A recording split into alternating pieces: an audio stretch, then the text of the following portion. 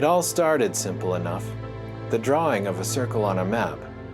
A day's drive.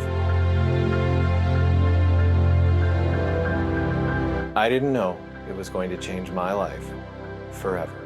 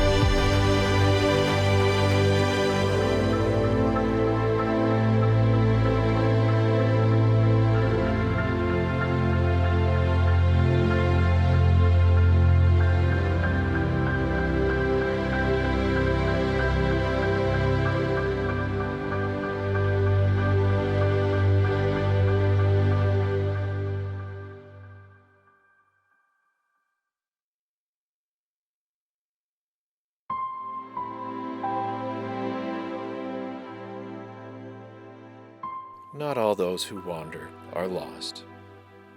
And sometimes, those who are lost, they need to wander. I was and am both of those. I sometimes wonder, are the lost ever truly found? Are we meant to be found? Up until about 2008, I was living a fairly normal, fairly quiet, fairly happy life. That all changed after a simple exercise. In May of 2008, it was approaching Victoria Day long weekend here in Canada. I had no plans that holiday weekend, so for the heck of it, I drew a circle on a map that approximated a day's drive. As an experiment, I wanted to see what was all within that circle and then maybe visit somewhere new. Just on the edge of that circle was Mount Rushmore, and I thought to myself, I've never been there before. Here's the funny thing, I didn't even know where Mount Rushmore was until I drew that circle on a map. The thought had just never crossed my mind. I knew it existed, but I didn't know where. So in that moment, I was inspired to just pack up and go. In a matter of about 48 hours, I packed up my things, booked a hotel, and got ready to head out on an uncharted adventure to South Dakota. Because it was still the off-season there, I got a very good deal on a hotel room. So all signs pointed to yes. How could I not go with all that in my favor? I had packed up, got in the car, drove over 10 hours all by myself, and I would first set foot in Mount Rushmore on May 16th, 2008. You might want to keep that date in mind. My first impressions of Mount Rushmore was that of silence-inducing awe. It is a breathtaking place. It is a superlative achievement in sculpture, art, and engineering. The rocks on this monument have been chipped away, they've been formed, and polished from something formless into something meaningful. It is now complete. This weekend-long adventure was just a quick kiss of what the region has to offer. I also discovered other attractions in the area, like a cave system and a future wonder of the world, Crazy Horse. Crazy Horse is something I'll probably never see to its completion. It reminds me of the proverb where people plant trees in whose shade they know they shall never sit. It is a gift being built now for those who come after us. It is the parallel story of the early stages of a nation, and it promises to be even more spectacular. But I will never know. In contrast to Mount Rushmore, Crazy Horse is still being chipped away. It is still being formed. It is decades away from being polished. And one day, it will be greater than Mount Rushmore. It was a rewarding trip, and I came back on a high. I brought back all these great photos home with me. And as you're wont to do when you have a great trip, you share that experience with friends and family. You're like, hey, I packed up in 48 hours and went on this quick trip to a world-famous place. It was just one of those cool stories to share with others. This trip that started with a circle on a map had inspired my parents. My parents talked a lot about those photos. So much so that they sat me down in August of 2008. They asked me some simple questions like, would you want to go back? And would you consider taking us? I said, sure, I love that area. Let me know when. And they responded, well, how about this fall, say late September or early October? I didn't give it a second thought. Let's do it. October would arrive a few weeks later, and we packed up and headed back to South Dakota. We ended up spending 9 days in Mount Rushmore, and I was thrilled to play tour guide. I was 37 at the time, and I had long since left the nest. I had no idea what it would be like to be in close quarters with my parents again. I was wondering if it would be one of those trips where we'd be annoyed at each other the entire trip and we'd all be glad when it ended. Maybe we would disband and join other families. But to my surprise, none of that happened on the trip. Of all the adult time I had spent with my parents since I had left home, those 9 days were probably the best time I had ever spent with them. It became a magical trip for me, and it was meaningful.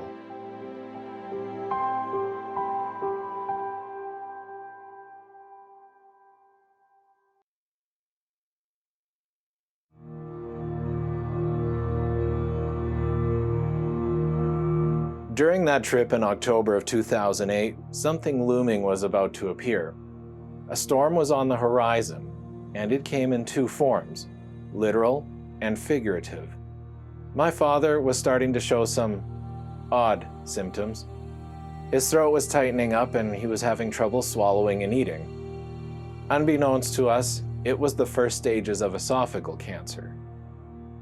Did my intuition tell me this was it?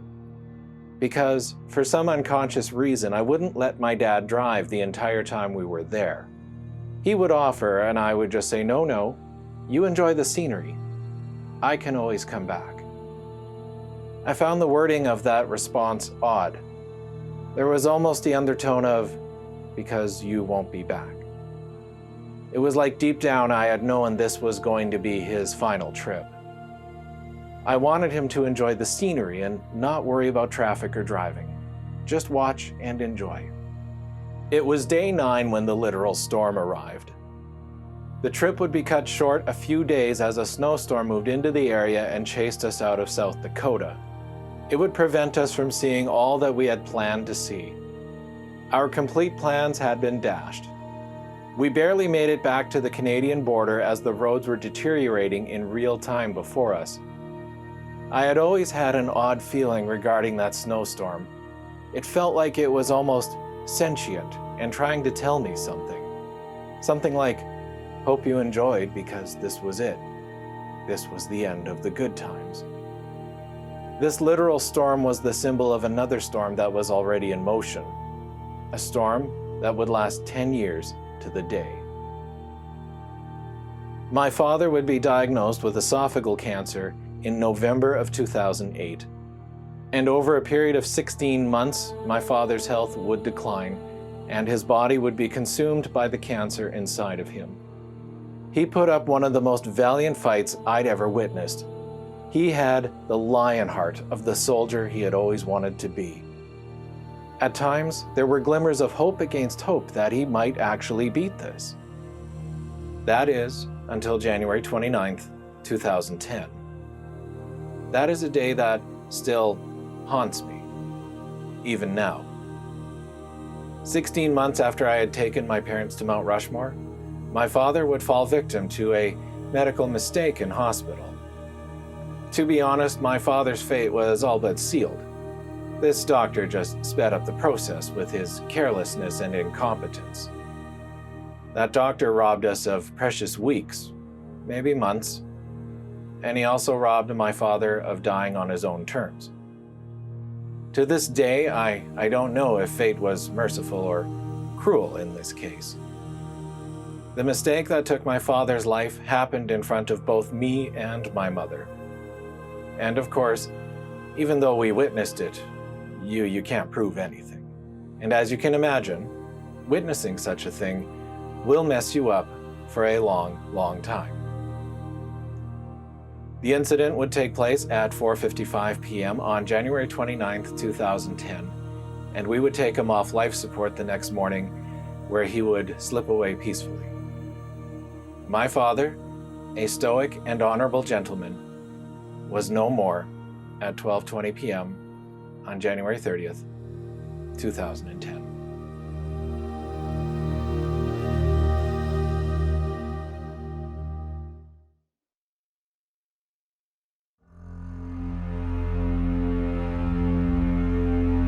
My mother was never the same after that. I'm the youngest of 5, and she became highly dependent on me because she felt scared and alone. Over the course of 8 years, my mother's health would steadily decline and she would require more and more care.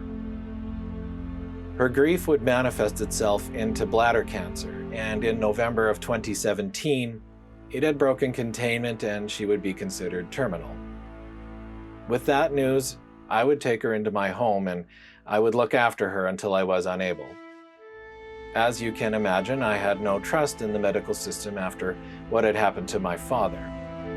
So I took on the burden, strike that, I took on the honor of caregiving for her until her final days. I was not going to subject her to the system that had killed my father. I am the youngest of 5 in my family. I was also the only one who wasn't married or had children. In my embittered mind, I was guessing those were the reasons why everyone in my family left me with the sole responsibility of looking after her. It was almost the same situation when I helped look after my father in his final days.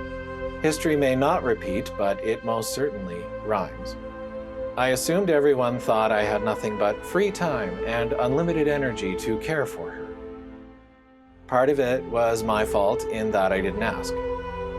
I expected them to read my mind. That is my fault. I assumed they would know I needed help. My assumptions and my lack of communication would lead to my resentment of them. It would result in my anger and my isolation from them. My resentment of everyone would come with an additional price, as I lost some good friends during that time as well. It wouldn't be until near the end of my mother's life that I would swallow this resentment and reconcile with my family. We all became a team and helped my mother in her final days. It would be something of a final gift to her, as the division within her own children had hurt her deeply. I think us being a team again allowed her to go into eternity with a sense of peace now that a long-standing loose end had been retied. While being the keeper of both of my parents came with mental and physical costs, it was also the most rewarding thing I've ever done with my life. I do not regret it. However, the result of all that caretaking over 9 years is I never had the potential to build a family of my own. In the weeks before my mother passed, she said to me one evening, "You know what you could have done with those 9 years?" I knew what she was getting at. She was feeling like she had prevented me from becoming a family man. Family was one of the most important things to my mother. I just said, "I know, and it's okay." There was no guarantee that was going to happen anyway. I'm not certain if she ever made peace with that. Considering that having children now with my age are probably not in the cards, I'm not certain if I'm at peace with it either. Fate, it doesn't care either way. Over a period of 9 years, my world would become more and more closed. Over a period of 9 years, my world would become more and more ugly. I would feel like a prisoner in my own life. More and more, the circle was closing in on me. This was the storm.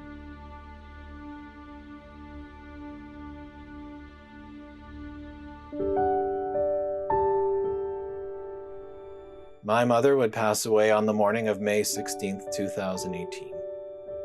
And if you noticed, it is 10 years to the day after I had first drawn that circle on a map and set foot in Mount Rushmore.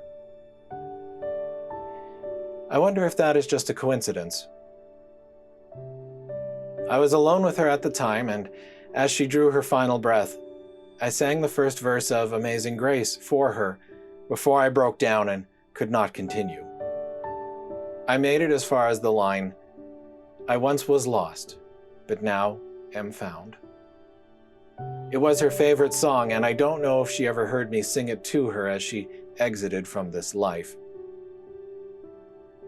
10 years to the day, the circle opened, the circle closed. In case you are wondering, 10 is the number of divine completion. The storm had run its course. It had done what it was going to do. It is finished.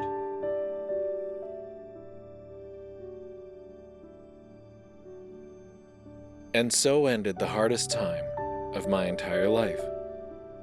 And with that, it was now time to make preparations to revisit that circle on a map, and revisit that trip once again, and finally complete the circle.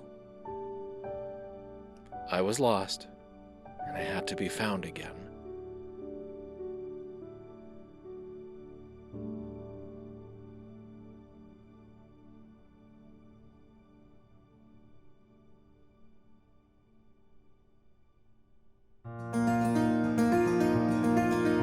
As the 1-year anniversary of my mother's passing approached, I wondered how I would mark the day.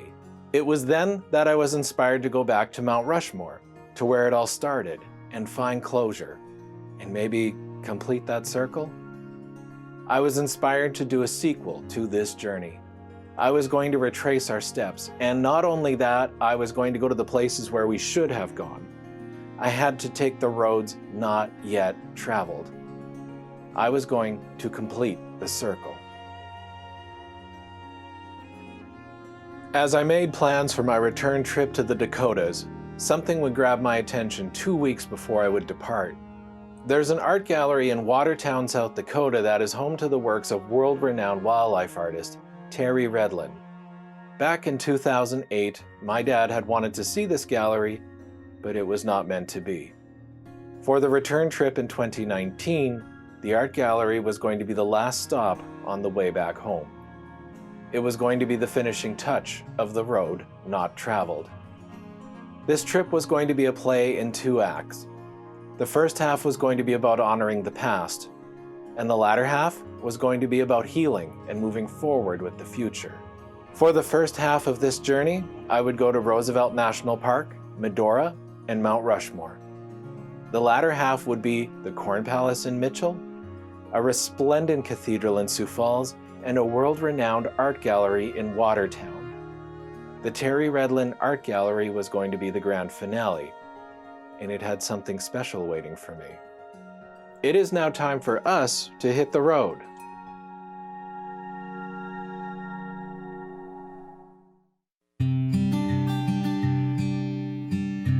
The first stop on this journey was in North Dakota. It was a place my parents never got to see, Medora and Roosevelt National Park. In 2008, we had driven past these places and we resolved to visit the area next time we were there. While I was in Medora, I went to a saloon there. It was festooned with dollar bills hanging from the ceiling and supporting beams. There was writing on each of these dollar bills, and I asked the wait staff what was this for. They said, if you have $1, write something on it and pin it to the wall. Well, I couldn't resist the tradition, and I posted my own dollar bill. My contribution is at the back of the saloon and will be there for as long as this establishment exists. It will be waiting for me whenever I return. In some way, I feel like I left a piece of my parents there. It was just cool to know that anytime I come back to Medora, I will see this, and it will be like a hello from them.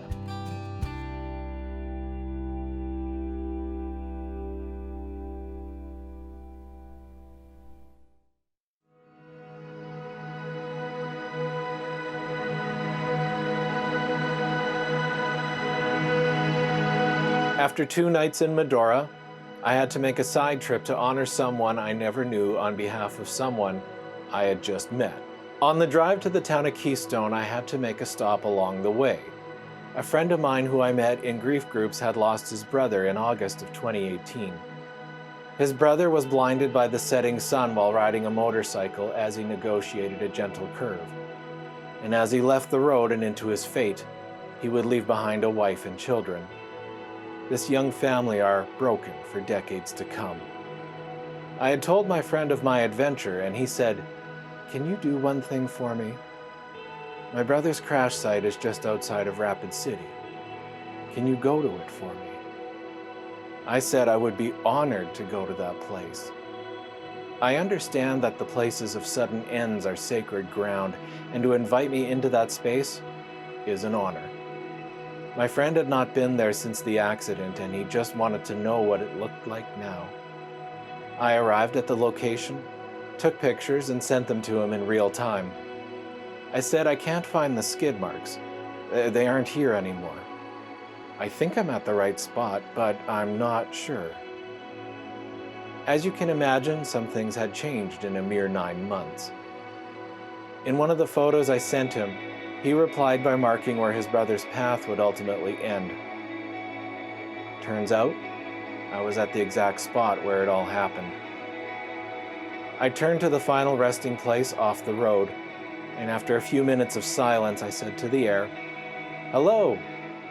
You don't know me, but your brother misses you terribly. Your wife misses you. Your children miss you. I hope you are at peace. Please, help them find peace." I may never know if he got the message. This would be the only moment on the trip where it wasn't about me. I was a proxy for someone else's grief. It was a reminder that grief and loss visits all of us. We are never alone. I then got in the vehicle and drove to my hotel room in Keystone, South Dakota. The stage was set for the big event, the return to Mount Rushmore.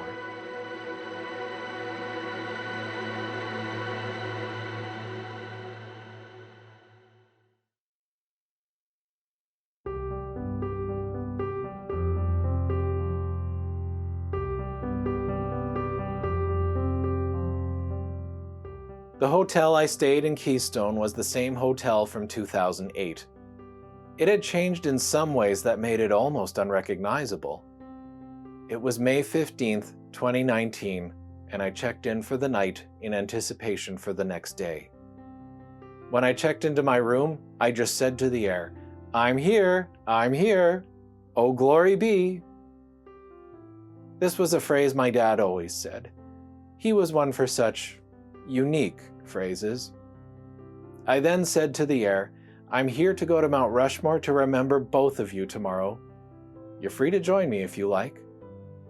The first thing I did was to unpack a candle and a couple of pictures of my parents.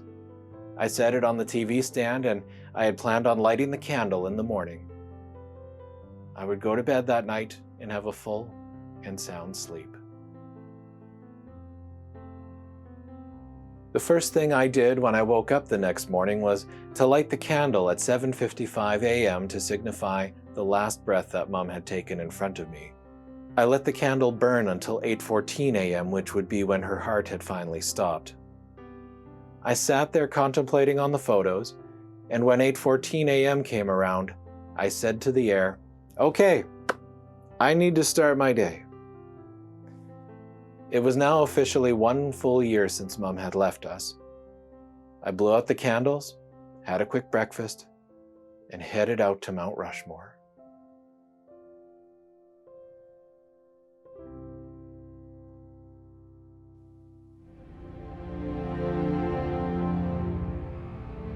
It was difficult approaching the monument at first.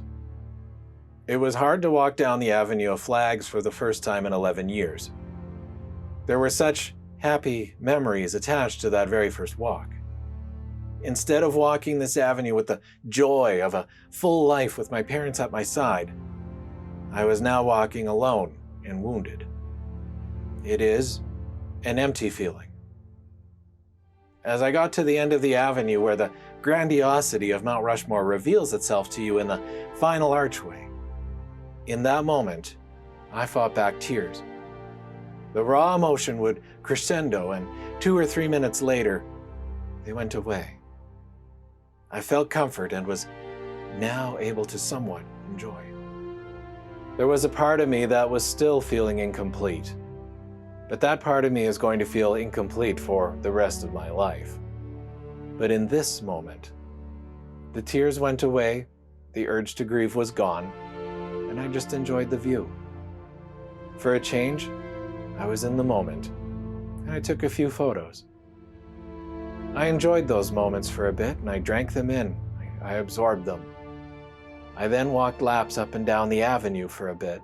I started to feel normal again. In this moment, it is 1 year to the day after my mother died, and 11 years to the day after I first arrived. 11 years after I first drew that circle on a map and had this adventure. This felt like the closing of the hardest chapter of my life, and the opening of a new one.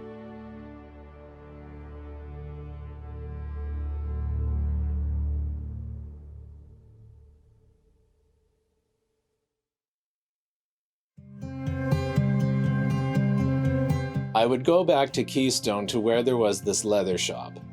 The proprietor was this Vietnam veteran named Barry. I was hoping he would still be there 11 years later. There was no way he was going to remember me. When I first shopped in his store in May of 2008, I had to buy my first leather jacket off of him because even after the exchange rate, the leather jackets were affordable. There was no way around it. I was going to get my first ever leather jacket. When I brought my parents back here in October of 2008, my dad, who was also former military, loved talking to Barry. My dad was also a war buff, so to actually meet a real-life Vietnam vet was an honor for my father. My dad would talk to him a lot during those 9 days we were there. It was a slow time of the year, so Barry had the time to pass the day. There were a few times over those 9 days I would wake up alone in the hotel room and I knew where I'd find my parents, across the street at the leather shop having a coffee while Barry had a smoke. They all did this every morning. This was when I would buy a second leather jacket off of Barry. Because why not? All those memories flooded back to me as I entered the store one more time. I wanted to see if Barry was still there, and he was. I said to him, "You probably don't remember me, but I was here 11 years ago today." I told him the whole story. He responds, "You know, the way you describe it, I do remember them now. They'd just sit out front and we'd shoot the breeze. They'd have coffee and I'd have a smoke." I said, Yeah, that's how it was." Barry reaffirmed that, yes, he's pretty sure he remembers them. Nice people, he'd say. Nice people. I showed him a picture and he says, "Yeah, I think I do remember them. I think I do." Now, whether he did remember them for real or if he was just being nice, I don't know. Does it matter? Barry and I had a chat for a bit, and I bought my third leather jacket off of him, and I asked if we could have a picture taken together. And with that, I went on my way. I am now the proud owner of 3 leather jackets, courtesy of Barry. My empty heart was beginning to fill up again.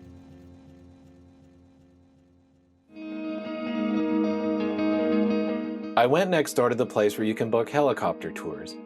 It had been about 15 years since my last helicopter tour, and I thought, oh, what the heck, let's see if I can do one.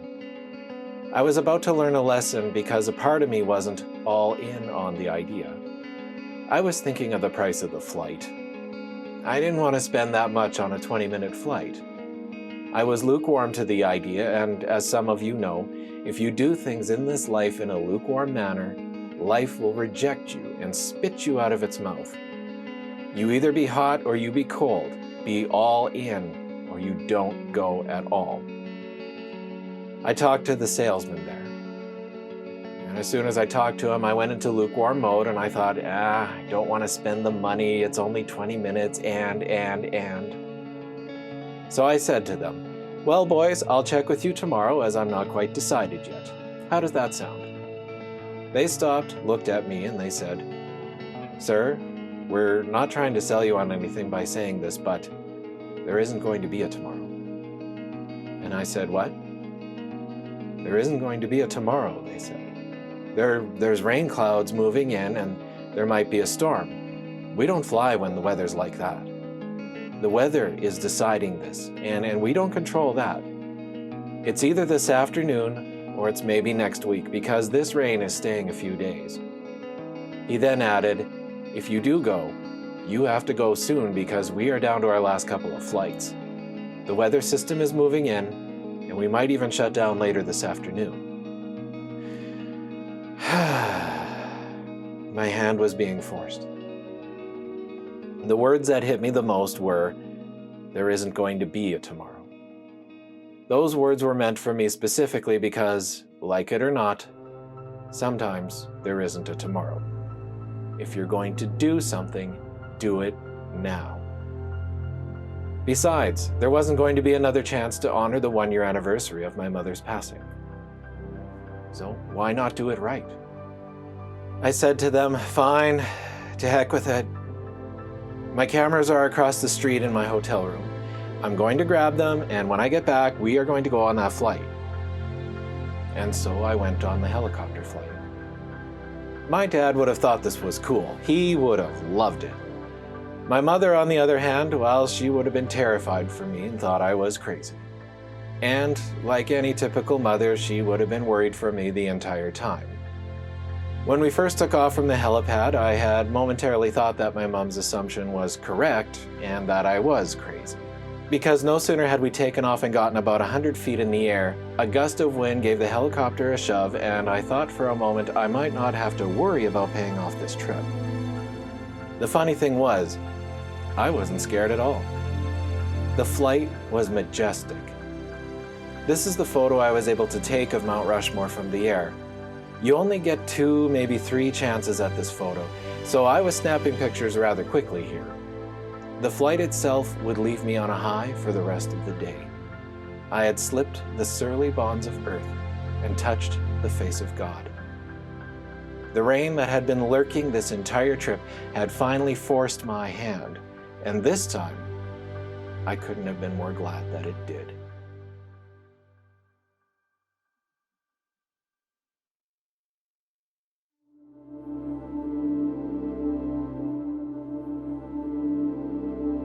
I would spend another day in Keystone. The rain, as predicted, had moved in. I had attempted to do a couple of other things, but sadly, the Crazy Horse Monument was hidden behind a mist, so I was unable to pay my respects. The day was rainy and just not conducive to any exploration. The rain, once again, forced my hand, and I decided that this would just be a simple day of walking the boardwalk in Keystone and do some window shopping with no intention of buying. As I walked the corridor of the boardwalk, each store has their doors open to entice you to come in and shop. I wasn't terribly interested in many of the stores, but one store seemed to be more welcoming. For some reason, this open door drew me into it like none of the others. This particular door beckoned me in. It was like it said, "Come on in, I have something for you. Come on in." And then it was a whisper, "Come in, I have something for you." I walked in, and by instinct I turned right and headed toward the front corner of the store to where there was a display of ceramic angels. I was drawn to a particular one as if it were calling to me. The ceramic angel had a message on it. The message said, "May prayers of strength and love surround you in your healing." I didn't know what it had said until I had picked it up. There are a plethora of other angels in this display, each with their own separate message, but I just happened to be drawn to that particular one in amongst all of them. It seems coincidental now, doesn't it? So of course I was going to buy it. Here's the thing about ceramic angels. My mom used to buy them all the time as symbolic milestones. She had collected them through Dad's journey when he had cancer. She would buy all these ceramic angels not only for herself, but for encouragement for my father. They were accumulating all of these ceramic angels. This one here is the largest one that Mom had. It was the one I bought for her because it was the one after Dad had died. It was a way of encouraging her to go forward in her life, that an angel was still looking out for her, that there was still hope in this life to go forward. Well, now I have a companion angel for that one side.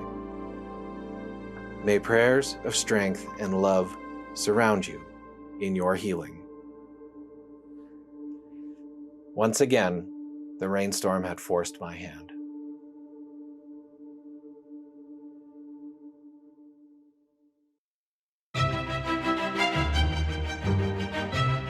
The next day, the plan was to head to Watertown with a few stops along the way. I ended up stopping in the town of Mitchell because they have a corn palace there. I heard about this thing called a corn palace. Now, how can one turn down a picture with the corn palace? I mean, really, how can you not? I don't know a single place on the entire planet that has a corn palace except for Mitchell. And there's a selfie of me right there to prove it. I'm proud as all heck here. I was so impressed with the building that I went to the gift shop across the street and I bought myself a Corn Palace shot glass to commemorate my visit to the Corn Palace. I said to the cashier while motioning to the Corn Palace, "This is a pretty cool place." She looked at me, frowned, and says, "You think this is a cool place?" You could tell she was a city girl and was just biding her time until she graduated so she could move on to the bright lights of the big city. I can't fault her for that because I too was once that type of person. I recognized myself in her at that age. And to be fair to her, I was only in the town of Mitchell for the Corn Palace. And that, my friends, is my encounter and my experience with the one, the only Corn Palace.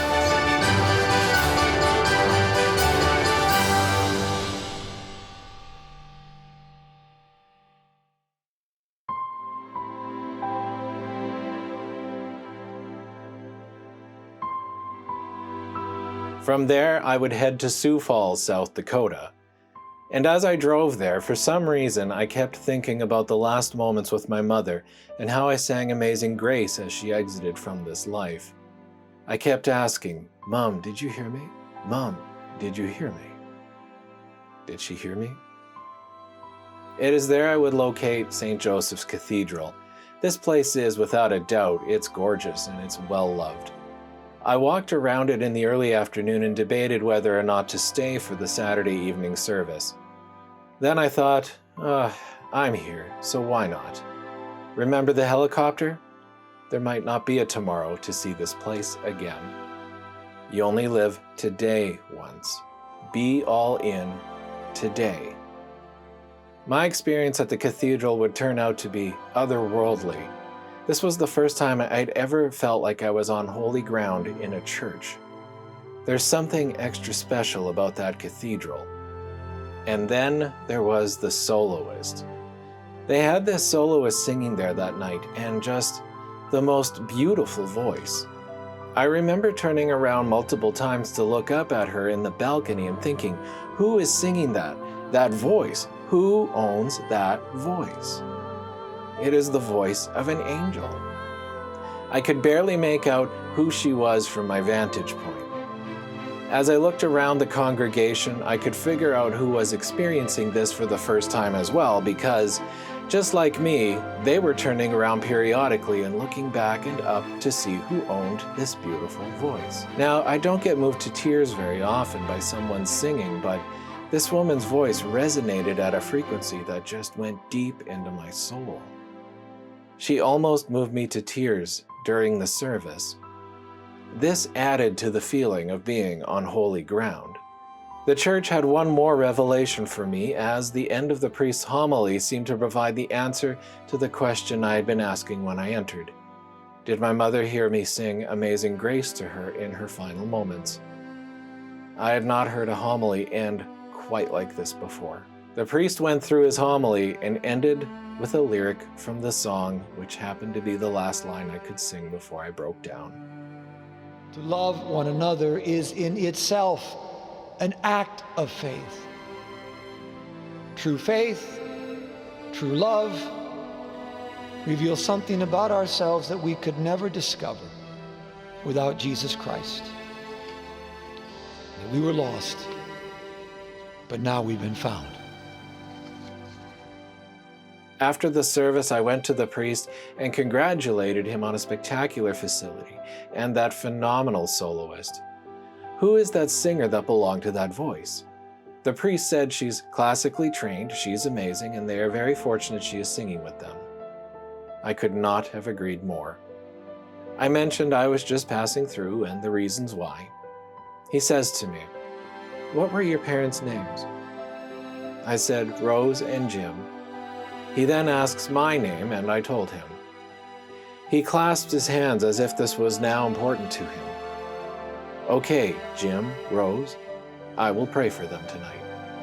And for you, Darcy, I will pray for your safe travel on your journey home. May God be with you." I felt so touched by that. Some people might mock and think that's hokey, and that's fine. But in the moment, with that conversation we had just had, this is the greatest gift he can offer to a complete stranger. He can't offer anything else that's going to make me whole again. He can only offer his voice to lift us up in prayer. Some of you might think this is just well wishes, and to that I say good enough. I was touched by that because I never thought of asking. He just offered. In a way, another part of my parents would be left behind here, as their names would be spoken aloud in prayer in this palatial cathedral by the person who leads it. My parents, whom this man had never met, would be voiced at the feet of God. I could not have been more honored by this stranger.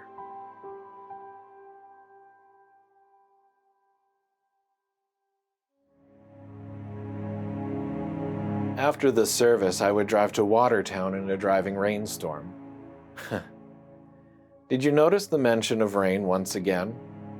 It seemed to be a gentle reminder of the snowstorm back in 2008. Same personality, but this time it was different. Remember, this was the rain cloud that forced me to make a decision on the helicopter ride.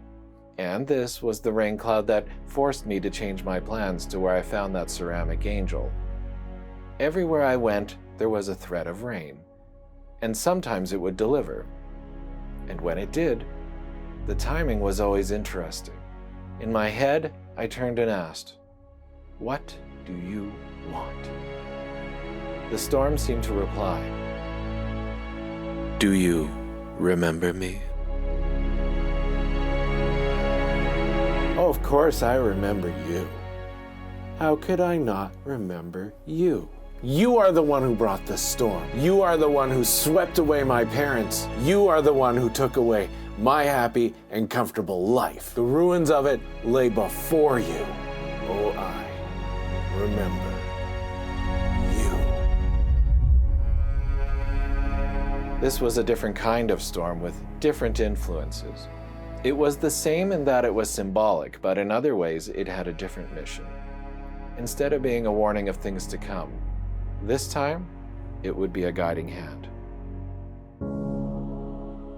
I don't hate you. I never did. I did what I had to do. What I always do. Great monuments start out as formless stones. They are but one of many. They have to be chipped away, they have to be formed, and they have to be polished until they are something meaningful. Once they are sculpted, they are no longer one of many. They become one of one. And that is what I am doing with you, and all of you. I am the storms that make you stronger. I am the rains that make you grow. I don't take without giving back, and for now, that's all you need to know.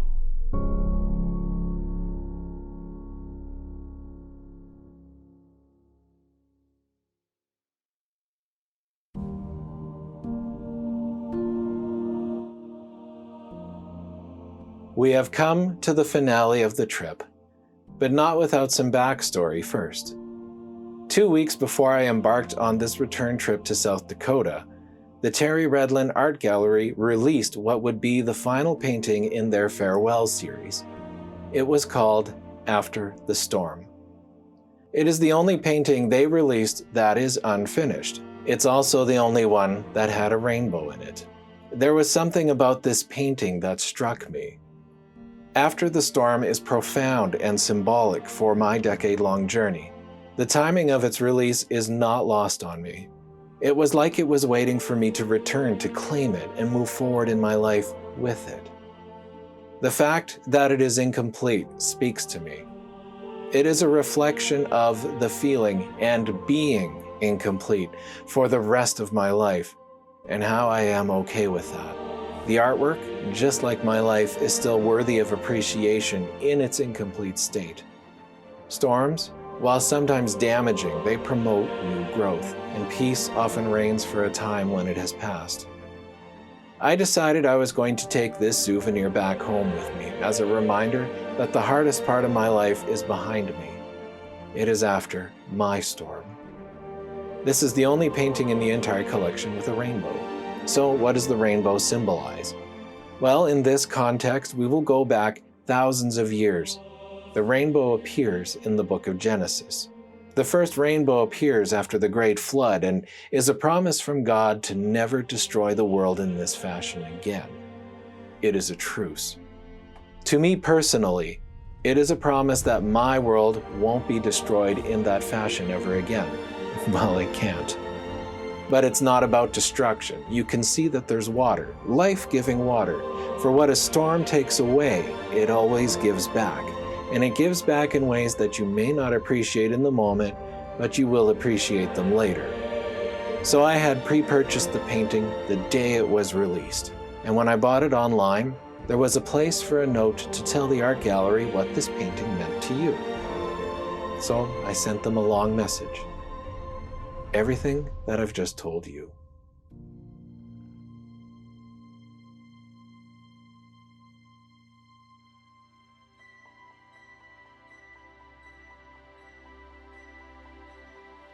I arrived at the gallery the next day, and for the second time on this trip, I felt like I was on holy ground. I felt like I was home in a spiritual sense. Even though Terry Redlin passed away in 2016, it was like he was still there, still smiling as you admire each of his paintings. I could feel him everywhere, and it was so welcoming. It was like, enjoy my works, take them in, enjoy my gifts to you. So I walked through this superlative gallery with a sense of peace and awe, and when I was done, I went to the gift shop. I identified myself to the lady behind the counter and said I was here to pick up my print. She looks at me and says, "You?" I reply, "Yeah, me?" She said, "I read your message and it made me want to cry. And I'm at work. I lost my husband and my son years ago. I know your pain." Her and I shared a moment of connection. Two complete strangers bonded over our mutual losses. She reached out to me and I took her hand. "I'm so sorry for your loss," I said to her. She looked back at me with the deepest sincerity and replied, "And I'm so sorry for yours." That is the one thing we all have in common. We have all lost someone. While the storms in life chip away at us and shape us into a new form, we have a choice in what form that takes. Do we become something meaningful for others, or do we become embittered and self-destructive?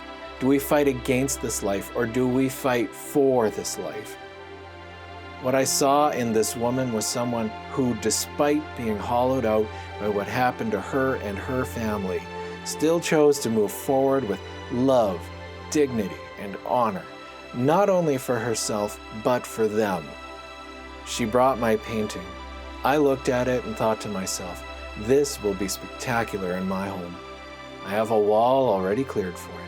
I stared at my painting and the memory of 10 years of heartache, 10 years of exhaustion, 10 years of a storm that claimed two people that I dearly loved and laid waste to a life I once had.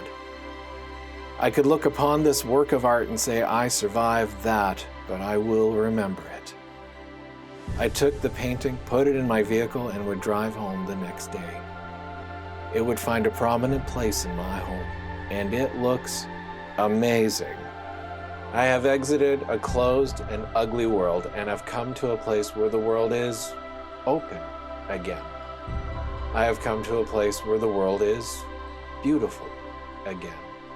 The rain clouds, they still hover in the distance as they always did, and I expect them to return someday. They are not done sculpting me yet. But for now, it is after this storm, and I, and we, are free.